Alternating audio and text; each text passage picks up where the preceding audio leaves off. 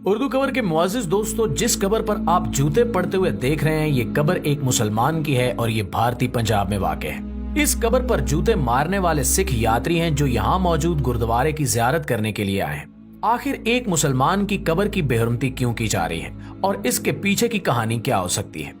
हर साल यहाँ पर जितने भी लोग आते हैं, इन सब के लिए ये अकीदे का हिस्सा बन चुका है कि जब तक इस कबर पर जूते न बरसाए जाएं, तब तक इनकी इबादत कबूल नहीं होगी। अब देखने और सुनने में ये बहुत अजीब लगता है, लेकिन इससे भी ज्यादा अजीब बात यह है कि यूं कबर पे जूते बरसाना पूरी दुनिया में और किसी मजहब में नजर नहीं आता। आजकल इंटरनेट पर ये वीडियोस बहुत मकबूल और वायरल हो रही हैं और आज की इस वीडियो में हम आपको इस कबर की तारीख और इसका सिख मजहब से ताल्लुक वाज़े करेंगे और आपको बताएंगे कि आखिर वो क्या वजह थी जिस वजह से सिख यात्री इस कबर पर जूते बरसाने को बायसे सवाब ख्याल करते हैं। इसके साथ साथ आपको ये भी बताएंगे कि ये अमल हमारी नजर में कैसा होना चाहिए और हमें इस पर क्या रद्द अमल देना चाहिए। प्यारे दोस्तों, इंडिया के सूबे भारतीय पंजाब में एक गुरुद्वारा है जिसका नाम गुरुद्वारा मुख्तसर सिंह है। इस गुरुद्वारे के अहाते में एक कबर है जो बेहद खस्ता हालत में है। आप वीडियो में देख सकते हैं कि यहाँ पर आने वाले लोग अपने जूते निकालकर इस कबर पर बरसाते हैं।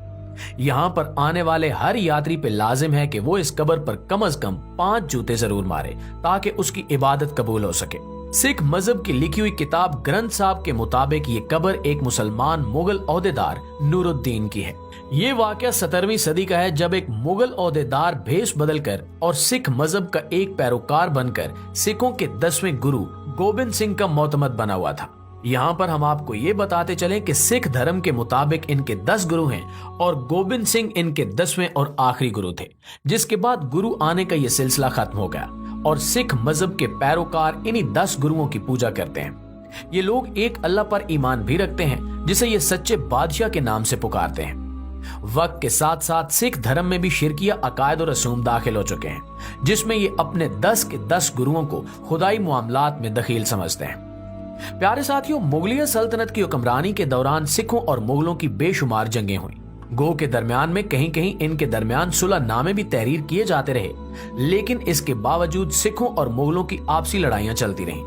आखिरी और 10वें गुरु गोबिंद सिंह की भी मुगलिया सल्तनत से काफी लड़ाइयां चली और इसीलिए अंदरूनी राज हासिल करने के लिए एक जासूस के रूप में नूरुद्दीन को भेजा गया जो कि एक आला मुगलिया ओहदेदार था। याद रहे कि सिखों की किताब ग्रंथ साहब के अलावा इस वाक़े का तज़किरा कहीं और नहीं मिलता, इसलिए इस वाक़े को हकायक से साबित करना बेहद मुश्किल काम है। ज्यादा ख्याल यही है कि ये सिखों की जानिब से घड़ा हुआ एक अफसाना है जिसका हकीकत से कोई लेना देना नहीं है। सिखों की मजहबी किताब ग्रंथ साहब के मुताबिक नूरुद्दीन भेष बदलकर एक सिख यात्री के रूप में गोबिंद सिंह के गुरुद्वारे में रिहाइश हासिल कर चुका था। उन्हीं दिनों में सिखों की मुगलिया सल्तनत से कई लड़ाइयां हो चुकी थी, लेकिन कोई फैसला कुन नतीजा बरामद नहीं हो रहा था। इसलिए नूरुद्दीन ने सोचा कि जब तक सिखों के गुरु गोबिंद सिंह का कत्ल नहीं किया जाता,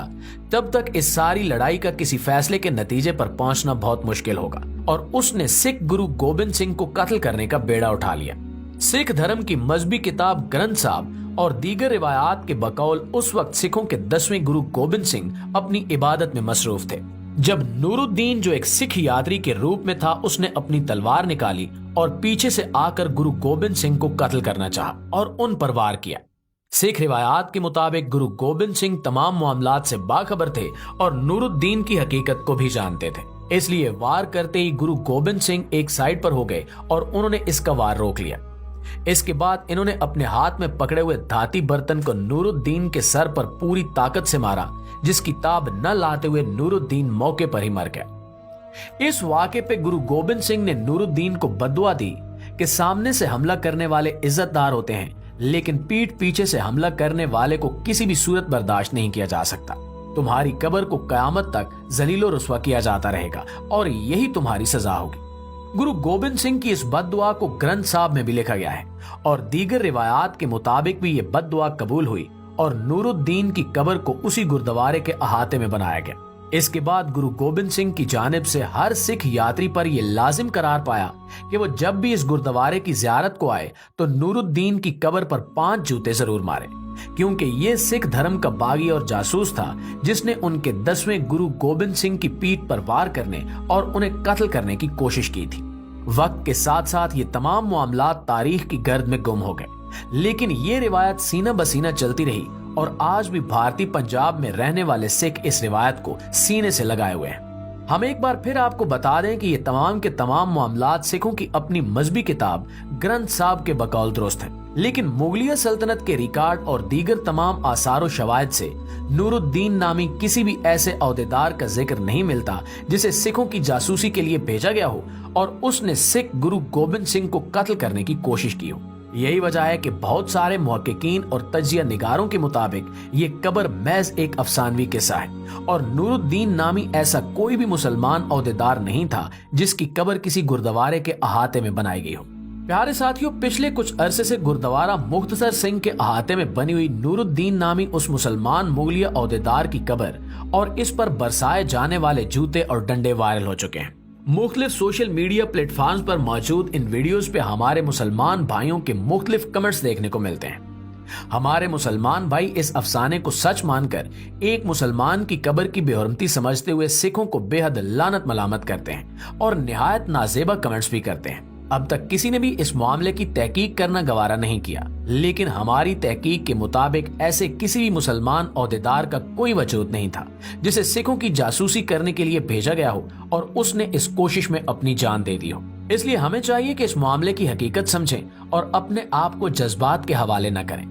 हमारे दीन के मुताबिक जब कोई मुसलमान मर जाता है तो उसकी रूह आलम बरज़ख को परवाज कर जाती है और उसकी कब्र या उसके जिस्म के किसी भी हिस्से को किसी भी तरह से तकलीफ पहुंचाने से उस मुर्दे के अजाब में कमी या इजाफा नहीं होता। दूसरा पहलू भी हम आपके सामने वाजे कर चुके हैं कि ऐसे किसी भी मुसलमान अहदेदार का कोई वजूद नहीं था जिसे मुगलिया सल्तनत की जानिब से ऐसा कोई काम सौंपा गया हो। इसलिए ये कब्र और इससे जुड़ी हुई रिवायात महज एक अफसाना है जिनको सच समझना निहायत हमाकत है। इस सारे मामले को समझते हुए हमें मजहबी रवादारी को सामने रखते हुए इस कब्र पर जूते बरसाना या किसी भी किस्म की रिवायत को सिख धर्म का अपना हिस्सा समझते हुए खामोश रहना चाहिए और कोशिश करनी चाहिए कि हम ऐसे किसी भी मामले का हिस्सा न बने ताकि हमारे और सिखों के दरमियान मामलात ज्यादा खराब ना हो। आप समझ सकते हैं कि पिछले कुछ अरसे में हिंदुस्तान में खालिस्तान की तहरीक एक बार फिर से जोर पकड़ रही है। अकलमंदी का तकाजा यही है कि तमाम हालातों वाकयात को दुरुस्त तरीके से समझा जाए और इस तरह के छोटे मोटे मामलात को पहाड़ बनाने की बजाय इन्हें नजरअंदाज किया जाए ताकि कल को अगर हमारे पहलू में एक और रियासत बने तो हमारे उनके साथ ताल्लुकात खुशगवार हों। जब हम ये जान गए हैं कि ऐसे किसी भी मुसलमान अहदेदार का कोई वजूद नहीं था तो हमें चाहिए कि इस मामले को हम तहकीक के बलबूते पर हल करें और अगर हम हल ना भी करें तो सिखों को उनके हाल पर छोड़ दें, तब भी इससे कोई फर्क नहीं पड़ता। जैसा कि हजरत अब्दुल्ला बिन जुबैर रजी अल्लाह ताला अन्हो जब अपनी माँ इस्मा बिनते अबू बकर रजी अल्लाह ताला अन्हो के पास गए और कहा कि अम्मा मुझे डर है कि हजाज बिन यूसुफ की फौजें मुझे कत्ल करने के बाद मेरी लाश का मसला करेंगी और मेरे आज़ा काट देंगी, तो इस पर सैयदा ने इरशाद फरमाया कि मेरे बेटे ज़िबा हो जाने के बाद बकरी को उसकी खाल उतारने या उसका गोश्त बनाने से कोई तकलीफ नहीं होती। इसलिए हमें भी इस मामले को फरामोश कर देना चाहिए और ऐसी वीडियोस पर नाजेबा कमेंट्स नहीं करने चाहिए ताकि मजहबी रवादारी को फ़रोग हासिल हो और कल को हम भी सिखों की उस तहरीक का हिस्सा बने और अपने पहलू में बनने वाली इस मुतवक्के रियासत को खुशामदीद कह सकें।